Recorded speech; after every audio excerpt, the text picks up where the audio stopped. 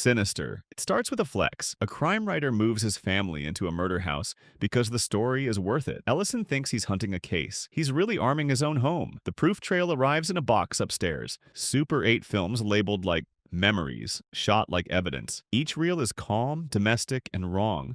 Backyards, barbecues, smiling families, and then the cut to execution. No chase, no fight, just a plan being completed. The twist is that watching is the ritual. Every time Ellison hits play, the film treats curiosity like consent, like looking signs you into the next stage. That's why the monster barely needs screen time. It lives in the projector whir, in the click of a reel, in the feeling that the footage is choosing you back. Then the reframing lands. This isn't a haunted house story. It's a distribution model. The curse doesn't kill where it begins. It travels where you move next. Discovery doesn't end it. It activates it. And the punch is the final mechanic. You can't solve your way out because the solution is built into the trap. The only winning move is not to look, except the movie already made looking your job. The Ring. It sells fear as a clean rule. Watch the tape, get the call, die in 7 days. Rachel treats it like a puzzle. She follows breadcrumbs. An island, a barn, a well, a name. Samara. Believing knowledge equals safety. The proof trail is sensory. The tape's images aren't random. They're trauma as symbols. A ladder, a chair, a fingernail, water that never stops. And the film makes technology feel predatory. The television isn't a screen.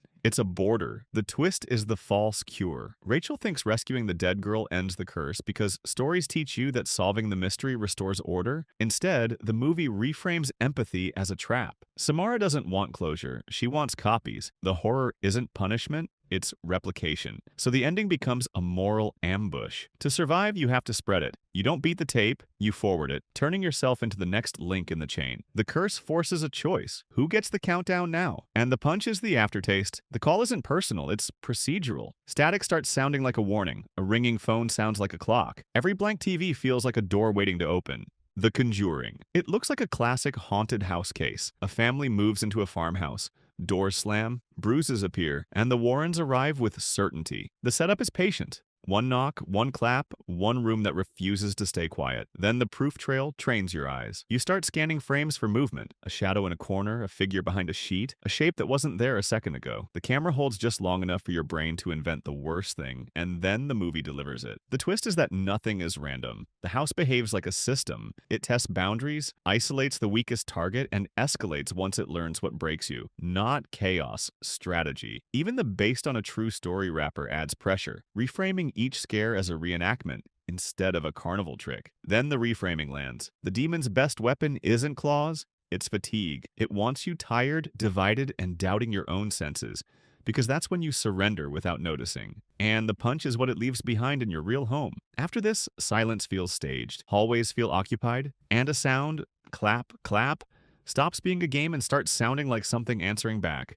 Hereditary. It sells itself as grief drama. A grandmother dies, a family fractures, and the house starts feeling slightly off. The hook is the quiet. No big monster entrance, just pressure tightening. Annie sleepwalks. Peter hears a tongue click in the dark. A dollhouse model sits like a blueprint of the real rooms, as if the family already lives inside a miniature. The proof trail points to control. First, every accident feels pre-approved, tiny choices funneling into one irreversible moment. Second, the horror stays domestic. Dinner table warfare, private shame, and a mother who can't tell if she's breaking or being used. Third, the camera watches like a witness, turning rooms into stages where daylight still feels poisoned. The twist is that the scariest force isn't a ghost. It's inevitability. Tragedy becomes choreography, grief becomes ritual, guilt becomes a lever, and each character is nudged into place. Not just haunted, engineered. Then the reframing lands. They never fight on equal terms. They're cast. Their terror is a role performed on schedule, and the punch is the finale's tone. It doesn't feel like victory or defeat. It feels like paperwork getting stamped. The horror is realizing the story never asked what they wanted,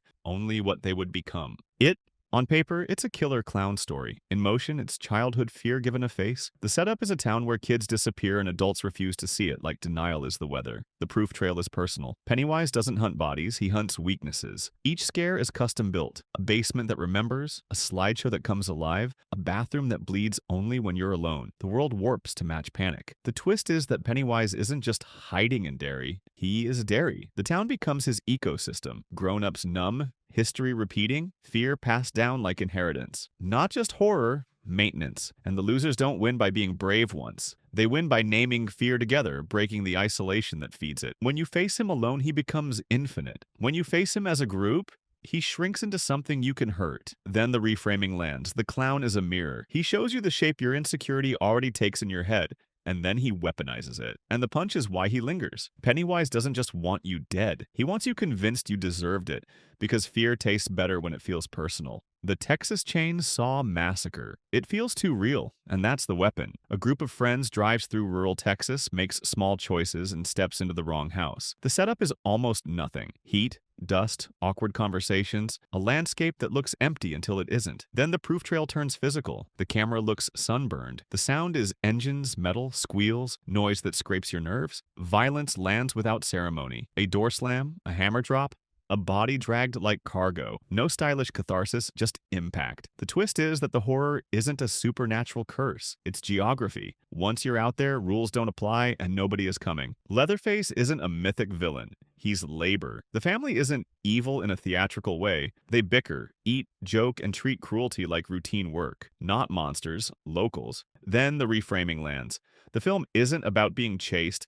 It's about being trapped inside someone else's normal. Your panic means nothing to people who call this Tuesday. And the punch is the ending's exhaustion. The survivor escapes, but relief never arrives. Leatherface spinning with the chainsaw isn't triumph. It's chaos celebrating itself, long after your body begs the scene to stop. The Shining. It begins with a promise of safety, a job, an empty hotel, winter silence. The setup sells isolation as a reset. Jack will write. Wendy will relax. Danny will ride his trike through spotless hallways. Then the proof trail poisons the space. The Overlook's geometry feels wrong. Corridors loop, rooms don't connect, and your brain keeps searching for exits that aren't there. The horror is repetition. The same carpet, the same doors, the same sentence typed forever, like the building is copying people. The ghosts feel like recordings. Old parties replaying on cue, while the camera stays bright and clinical, refusing to hide the nightmare. The twist is that the hotel isn't haunting Jack. It's recruiting him.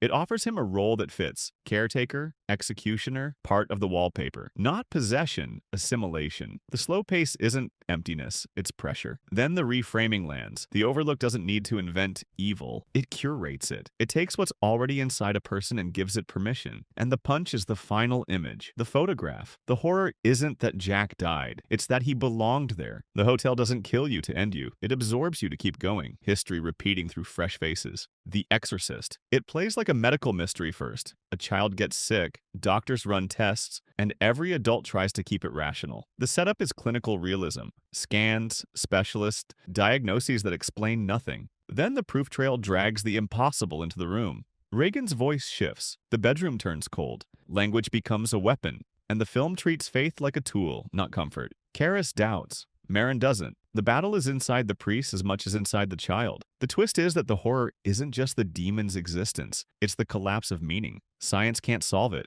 Love can't fix it. The movie reframes possession as war over identity. Your body becomes a stage where something else speaks through you. Not just fear, loss of self. Then the reframing lands on the audience. The film shoots the supernatural with documentary seriousness, so the unreal feels possible. It doesn't ask you to believe. It makes disbelief feel naive. And the punch is the ending's cost. Someone pays, someone survives, and the world keeps going like nothing happened. That indifference is the final horror. Evil doesn't need applause. It only needs a room, a voice, and time.